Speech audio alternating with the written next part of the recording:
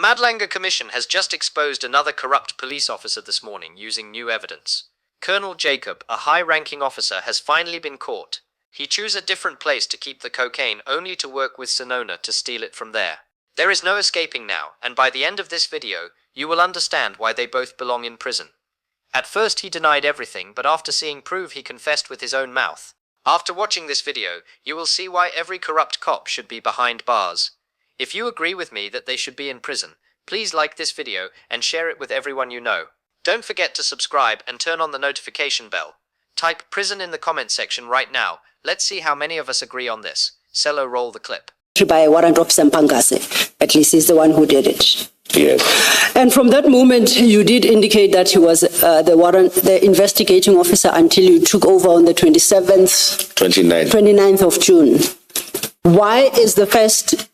Why is the A1 statement, the first statement in that inquiry file, not his? Because at the point you opened that inquiry file, yes, he was the investigating officer. Why doesn't it kick off with his statement and awaits your statement after you have assumed responsibility for the inquiry? I can't think of a reason, but the simple answer, Commissioner, is that some members don't like writing statements. I'm somebody that enjoys writing and drafts, so maybe that's got something to do with it. He should have filed a statement, but like I'm saying, in these cases, generally just an A1 will suffice, because there's no need for so many corroboration or so many witnesses to corroborate what transpired, because you're not going to court. So it's generally not done where three people say the same thing. It's only, we take statements normally in these cases from the different role players just to give a complete overview of what transpired. Okay. So as an investigating officer, Warrant Officer Mpangase, he's the investigating officer from the 22nd. He opens that inquiry file and absolutely nothing happens in that file until you come back after the 29th of June and then you subsequently file your undated statement. Is that the correct position? Commissioner, that statement that's undated and not signed, it's not like me. So I'm thinking maybe while I was on leave, I did a statement and emailed it to him. I'm not sure, but there wouldn't be a logical reason why I wouldn't sign my statement. So I probably sent it to him. Maybe he printed it and put it there, and I just neglected when I did get the inquiry file to ensure that it was signed and commissioned. You are trying to give him some activity in the week that he was an investigating officer. It's rather a stretch, Colonel. Sorry, just on this, absolutely nothing happening until you come back from leave. And I would like to hear your comment on this. It looks like you came in from leave, led the operation, you left and went back to your leave, and then you came back and you took over from where you left off. And the impression that I have is Warrant Officer Mpangase was really holding for you. You never left this matter.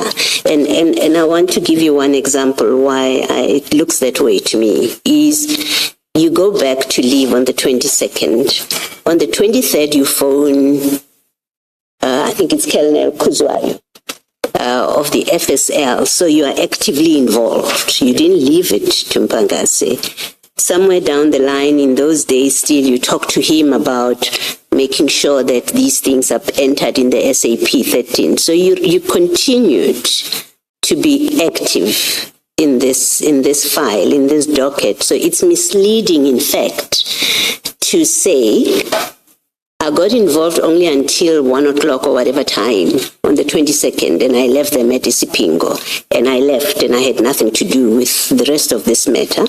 And then when I came back, he was leaving. Mpangase was going on retirement because everyone in the office knew that was going to happen, and for that reason I took over. People took over his dockets and I took this one over. It seems like it's an engineered set of circumstances that in fact the truth of it is this remained your matter even as you were on leave, as we see from your continued involvement when you are on leave. I would like to hear your comment about that. That's the impression I have, and that's my view at this point until you've explained it. I can understand that, Commissioner. The simple answer is this. I'm a conscientious commander. It's a simple answer. There may have been no need for me to phone the FSL.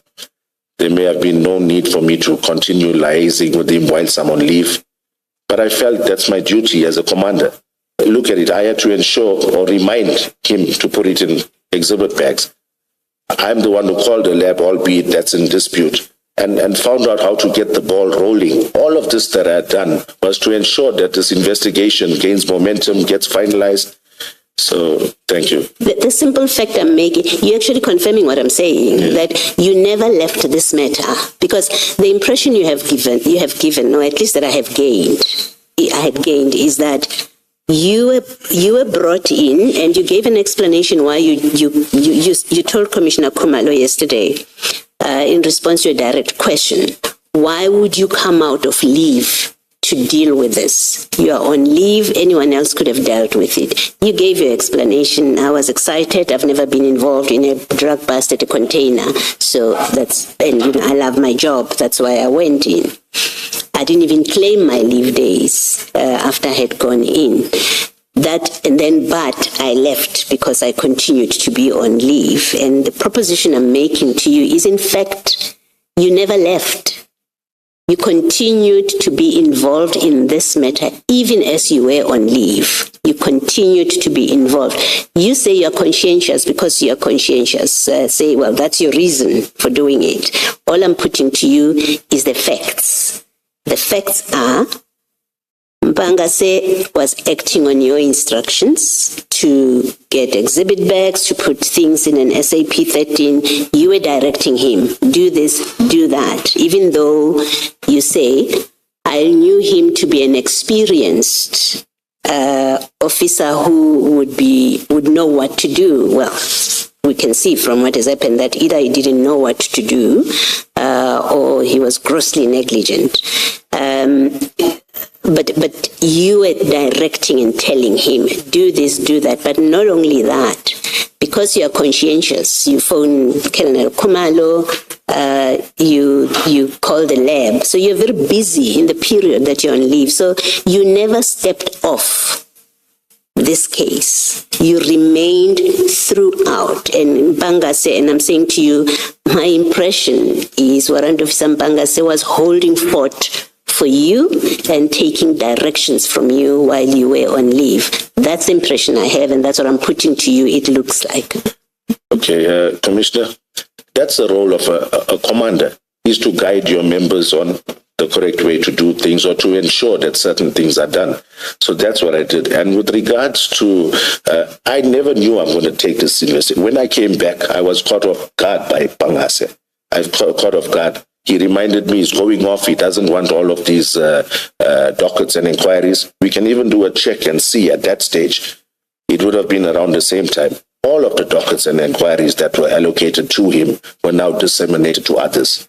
So it wasn't this specific case. And the reason that this had come to me is generally the norm that where a member is involved in an operation, then you are the IO. Now, the three options we had was myself, KG Sibia, and Mpangase. Mpangase is the one, I didn't go ask him, I want this investigation. He was the one that didn't want to handle it. When I came back from leave, I never issued an instruction that I want this inquiry. Thank you. You're not disputing my putting to you the fact that even as you were on leave, you continued to be involved with this. You say because it's a duty of a commander to continue to give directions to their members. You say because you're a conscientious commander. You give your explanations why. I'm putting to you the fact that you continued to be involved. You give a justification for it. All I'm saying to you is the impression that you handed over to Mpangase and you left. And then you came back and he was about to retire and his files were being distributed and this one landed on your desk. It doesn't look like it was all fortuitous. because you continued to be involved with this matter in your office. Beyond, other than Banga, say you knew the most, you had the most involvement with this matter by the time he retired. You and him were the two people closely involved with this matter. Fact, right? That is a fact. Thank you. Commissioner, You can comment if you want to. I think I was actively involved in the 2 days subsequent, or even the day of the operation, and possibly the next day where I made those calls. Up until the 29th of June, when I returned to work, I had no further engagement or played any part. I told him what needed to be done, and that was it. It's only when I came back. So out of my leave days, it was the 1 day of the operation and 1 day after that I was actively involved. But other than that, I enjoyed my vacation leave, came back on the 29th, and now I find the situation that they're redistributing it, and this comes to me because I was actively involved in it. Thank you. Chair, might this be an appropriate time for enlightenment? Thank you. Let's adjourn and resume at 2:10. Thank you. Colonel Jacob, trying to claim smart, said he was on leave and handed a major investigation in Port Shepstone to another officer named Warrant Officer Mpangase, but the Madlanga Commission caught him at once in the lies he was about to tell. Now let's watch the evidence that showed he was lying. Advocate Cello, roll the script. It was an agreement between by you and Brigadier Nyuswa, or it was Brigadier Nyuswa's instruction. Perhaps it might help to have regard to CJC 243.6. At page, it starts at 589. That is your statement dated 9th November 2021. Okay, just 1 second, Commissioner. CJC 243.6. Page? 589. Calls to Brigadier Nyuswa informing of what was transpiring. I indicated to him that we needed a safe place to store the exhibits. He undertook to make inquiries regarding a safe storage place. Eventually, the Brigadier indicated that the NPVC members, together with the tracking team, would assist to convey the exhibits for storage at Port Shepstone Serious Organized Crime Unit. We were instructed to await for those members for an armed escort. And then after a while, some people arrived. Is that your expression of the instruction that you received? That's the closest I get to an instruction in your statement. Yes, Commissioner. Just to check this, if Brigadier Nyuswa comes before the commission and states that you put a problem and a challenge to him, and this is an option he could think of at the time, and he put it to you to consider, but that the eventual decision was yours, what would you say? No, I would totally disagree with that, Commissioner. It's unheard of that a brigadier takes the final decision from a subordinate. I disagree with that. And you maintain that it was a direct instruction you could not disobey? It was a direct instruction. Okay. Just to finish off on one issue, as I understand your testimony, the container arrived, it had a specific seal number, was locked with a specific seal number, correct? And we've come across that number often enough, H1905754. That is the seal that you broke at CHC depot. I'm looking at your statement, the undated statement, your very first statement at 574. It's not an issue, that seal number. It appears everywhere. So I just want to understand the order of things. You broke that seal. Yes. At CHC depot. Correct. You emptied the container of the drugs. You took out the bags. The bags, correct. Was it sealed thereafter? Yes, it was. By who? My statement will state that. I think I put it somewhere in my statement. Okay, You said by an employee of the depot? Yes, if memory serves me correct. I'll read another statement of yours at 6:50 dated 26 September 2022 at paragraph 3, last line you say, it is for this reason that I deducted that one of the staff at the warehouse resealed the container with seal number ALUVIN, capital B 1034675. You give that detail in your statement and you say you deduce that one of the staff members had resealed it. Is that your position? So you don't know who resealed it? No. Why do I say deduced? Okay, then let's go to your page 650. That's your statement. Yes. Of the 26th of September. Yes. Do you have it? I do. Okay. Now, just read into the record the last sentence at paragraph 3. It is for this reason, okay, that I deduced that one of the staff at the warehouse resealed the container with the seal number, and I go on to give a seal number. I think that word deduced does not really fit in there. If you read the line preceding to that, Commissioner, please, or a sentence or two before that, where it starts, the DPCI members on the scene did not have any seals with us. Upon inquiring from members on the scene, no member could take responsibility for resealing the container. It is for this reason that I don't know, deduced is not the right word, that one of the staff at the warehouse resealed the container, but it was resealed in our presence. And I think the reason this was done this way, the seal belonged to the warehouse staff themselves. You know, we were not, border police had no seal.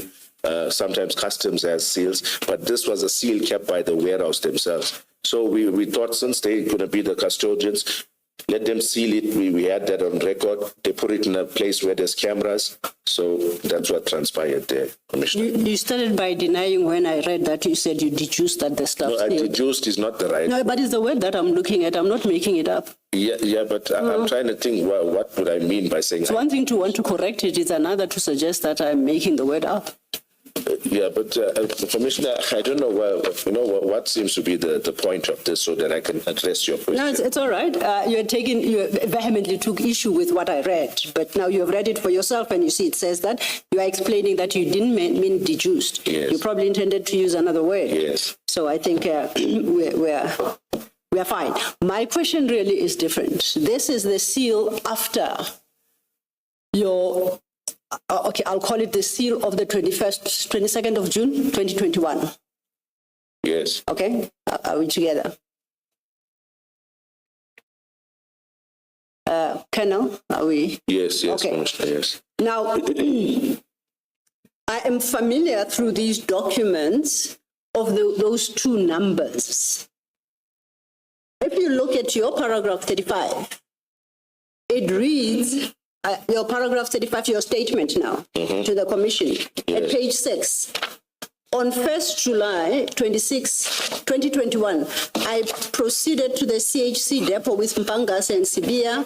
I had arranged that the clearing agent, Megafreight, send a representative to unpack the container, and we conducted a count of 50 kg of bags of animal feed. You remember yesterday you testified that you needed to satisfy yourself that the animal feed or the commodity that is listed on the bill of lading in the quantities suggested is exactly what you find in there. Correct, Commissioner.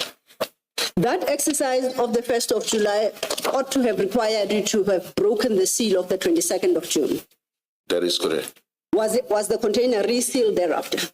And if so, by who? On the 22nd of June? No, on the 1st of July. I actually can't recall, Commissioner, and the reason for that is we then released the container into the clearing agent's hands, so I can't say whether it was resealed or not. I'm unsure. You break the seal, you do whatever you had decided in the container, then you leave it to the agent, the clearing agent. I ask because that is the one seal number I've never been able to find this third seal number, if it exists at all. So it would suggest that the container, after you opened it on the 1st July 2021 for the purposes stated, was never resealed. And I just wanted to test whether that is the correct position, factual position. Okay, just so I get clarity, Commissioner, we're saying that when we did conduct the operation on the 22nd of June 2021, yes, the original seal was broken. A new seal was put in place to ensure that that container was locked. Indeed. On the 1st of July, upon coming back to do an unpack of that container, obviously that seal would have been broken to allow us access to the container. And thereafter, the container itself, after the unpack, was handed over to the clearing agent from Mega Freight. So there's no need for the police now to have any interaction with that container. So the clearing agent then takes full responsibility of the unsealed container at that point. That is correct. And that is the reason why I can't find reference to the third seal. Okay. Yes. Okay. Do you say in your diary entry that it was resealed on the 1st of July? Okay, I can't. At page 804, you just don't give us a picture or a number of that seal. Okay. Okay, my apologies, Commissioner. I didn't, it's a long time ago. But my point, I think, in essence, is that we have no further interest in this container. So whether I resealed it or not, I've now officially handed it over to the clearing agent. But what do you mean you have no interest? Whether you seal it or not is irrelevant. I mean, our understanding of the evidence and procedures is you seal it to return it where you found it, basically. At the end of whatever the police do, they lock it up so that they're able to say, this is how we left it. That's why you take pictures of everything that you do. That's why you have a record of what was done, and then you close it up. And then beyond that, if anything is found to be amiss in there, you are able to say, here's our record of what we did and what we found, and when we locked it up, and here's the seal number. So what you're saying now goes contrary completely to those procedures. It means the police can arrive, and in fact, that's what it suggests here.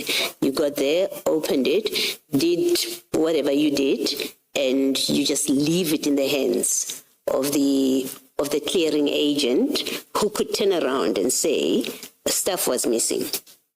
No. Obviously, he would have to confirm our inspection or our unpack of that container. And like I said, there were 5,395 bags. We would have made him sign some sort of something to confirm our unpack. I can't recall offhand, but I'm saying we would safeguard ourselves to ensure that he doesn't come back and say bags are missing or so. The issue I'm taking with you is you saying we've done what we needed to do. It doesn't matter that we didn't seal it. Because remember, your evidence earlier was you were accepting that you did not seal it, or you may not have sealed it. And then you seek to justify that by saying it's actually of no consequence, and that it may not have been sealed. And I'm taking issue with that, but it is of consequence. It is worrying that you're sitting there and you're saying it's of no consequence.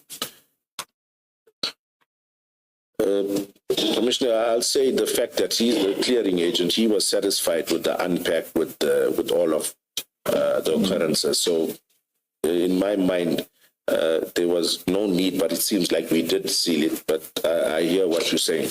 Is there no requirement that you should seal it? Because, you see, we have to distinguish your ways of doing things from the procedures, the protocols that are required of police officers when they do operations like this. We have to distinguish those. So if you say that's your way of doing it, and according to you it was of no consequence, it's a different subject for criticism, however we choose to criticize it. If you say the protocol doesn't require that I seal it back because it's of no consequence, we look at the protocol and confirm that indeed you're correct to say that, and maybe even comment in finally whether that protocol needs to be amended or not. So I want to understand why you say what you say, that it doesn't matter. Is it because the protocol says it doesn't matter? Commissioner, as far as I'm aware, when you break the seal, yes, the photos issue and all of that, there needs to be proper reference or documentation of photos taken. Also, before unpack of a container, meaning you've taken out the contraband, you've got the legitimate commodity there, that's a given that you seal that container, before any unpack or anything else happens to that container. As for when the clearing agent is there and you do a final unpack and realize that all is in order, I'm not aware of any obligation in terms of the protocol on us. Can I ask you the question differently? If the first time you went there on the 22nd, you opened and you found no contraband, are you saying you could simply have walked away without sealing that? No. So it doesn't matter that the clearing agent is there. What matters is what are SAP's protocols. Yes. Right? That's really what matters. This was a police operation on the 1st of July.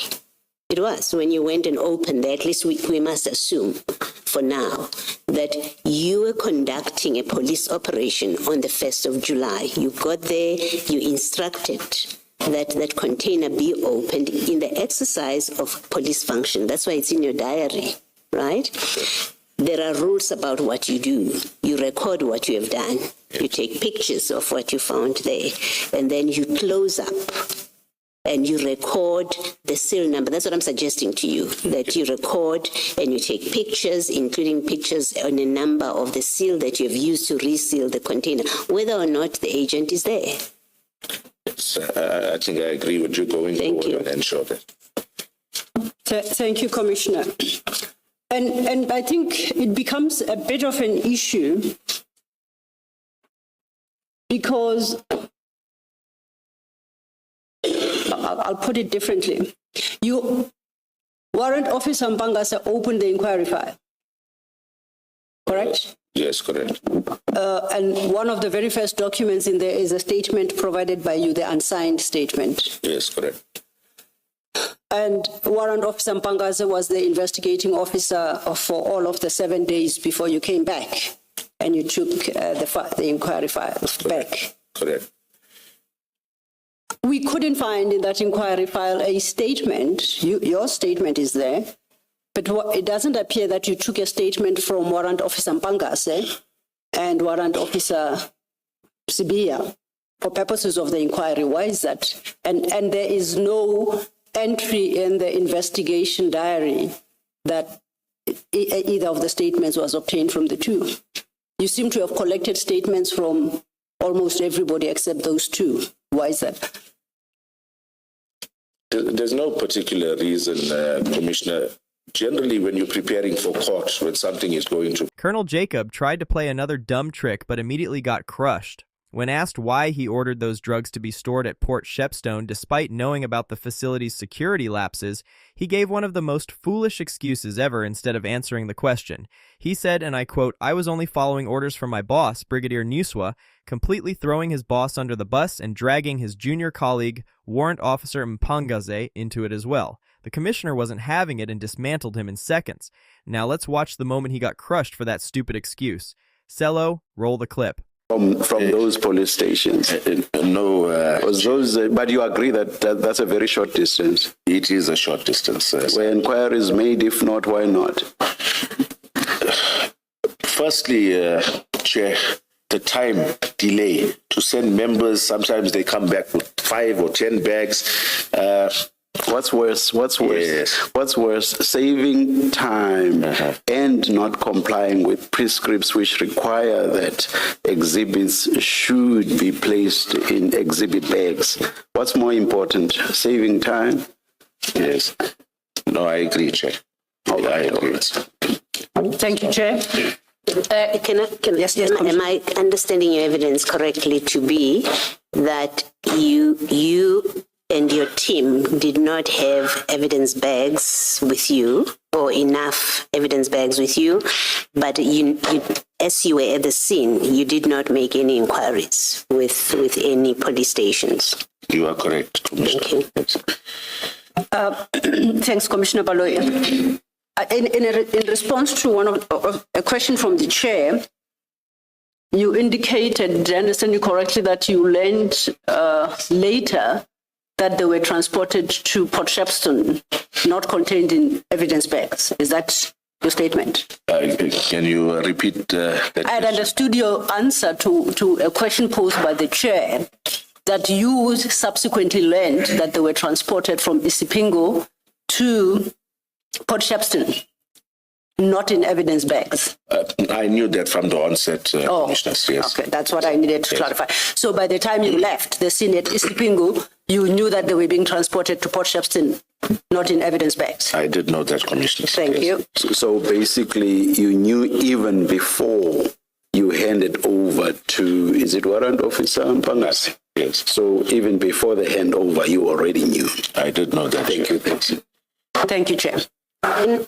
Sorry, lastly, in that paragraph 61, the very last statement where you say your interaction with DPP office at no stage was contamination of the crime scene or integrity of the exhibits ever cited as an issue.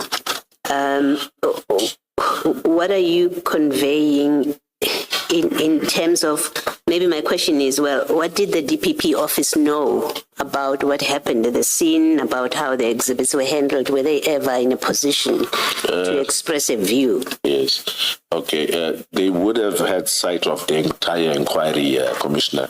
That would have outlined every statement that was there. Is in the investigation diary. Warrant Officer Pangase puts a date and time as to when he sealed them in exhibit bags.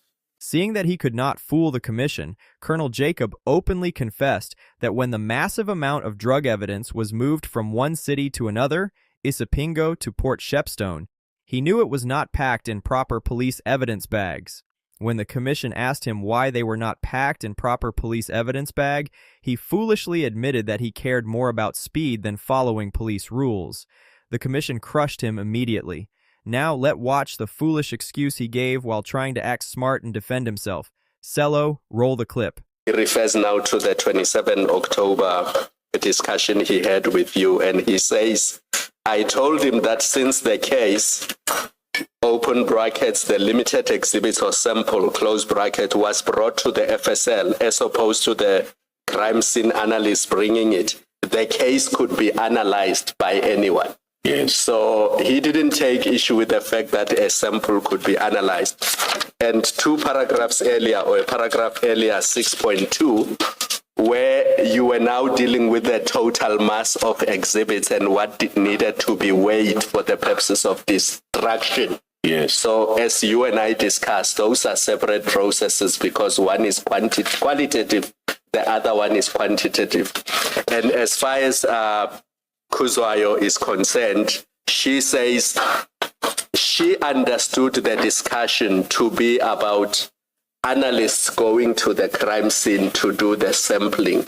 So it was in that context that she understood it, and there may have been miscommunication because you say you were talking about samples being taken from Port Shepstone and being sent to FSL. That is so correct. That's really where the confusion is, and all three witnesses, I try to engage them on the issue just to try to understand what exactly they are saying. Yes. Yeah. Thank you, Commissioner. Thank you, Advocate. Thank you for that clarification. You are clarified, Colonel. We actually had gone back to your paragraph 58 after you dealt with 59 and 60 already. I just wanted to clarify what exactly we're talking about in 58 compared to 59 and 60. Yes, Commissioner. So that would then lead us to your paragraph 61. 61. Yes. I must add that none of my actions at the crime scene or at Isipingo SAP amounted to criminal conduct. The non-availability of exhibit bags was the reason these exhibits were not sealed in bags as per National Instruction 8 of 2017. The non-acceptance of exhibits by the FSL was the reason that they were not forwarded to the FSL within 7 days. None of my actions were a deliberate attempt to ensure that the drugs were stored at Port Shepstone. During my interaction with the DPP's office, at no stage was contamination of the crime scene or the integrity of these exhibits ever cited as an issue.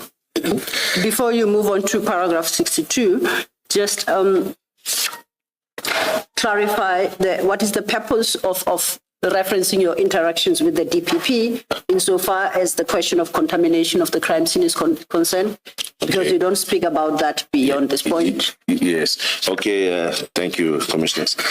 I think the reason I added this bit in there was just to highlight that at the time that this seizure was done, yes, in hindsight, I realize now there were a lot of things that could have been done better, but at that stage, faced with my challenges, I'm going to try and get into that a little later. I did what I did. However, when this docket reached the DPP's office, or this inquiry reached their office, generally they are the first ones when they peruse statements, look at the content of your docket or inquiry. If they're not satisfied with the level or the standard of work in terms of handling exhibits or chain of custody, integrity of the exhibits, all of the above, they would cite the same and basically indicate to management that this case is, we're not taking it on, we are not satisfied with A, B, and C. So I put in this paragraph to show that at that stage, in terms of prosecuting this matter, if it had to go to court, the DPP's office had no issue with regards to the investigation thus far. Thank you. Then just as a last one, the point you make is that the DPP did not raise any concerns about the integrity and the contamination of the crime scene. That's the point. Yeah, that's it, Commissioner. You don't go so far as to say that the DPP confirmed the integrity of the crime scene. You're not taking it that far. No, I'm not. Okay, thank you. Then you may... Sorry, before you move on, you, in that paragraph where you refer, in the second sentence, yes, the non-availability of exhibit bags was the reason these exhibits were not sealed in bags as per national instruction. What does the national instruction that you're referring to say? Okay, with regards to exhibit management, Commissioner, yes, it says that drugs need to be sealed in an exhibit bag. Upon entering into the SAP 13, it needs to be sealed at the scene, yes, in exhibit bags. And you say they were not sealed at the scene being at the depot? That is correct. Because there were no exhibit bags? Yes. But the same at Isipingo is your same, you give the same explanation? That is correct, Commissioner. What do you normally do when you are running short of exhibit bags? Where do you normally source them from? Because surely you have to source them from somewhere. Yes, there's no go-to place, I would say, Chair, with regards to getting exhibit bags. You try whichever station you is closer to you. You try a few stations. Some have, some don't have.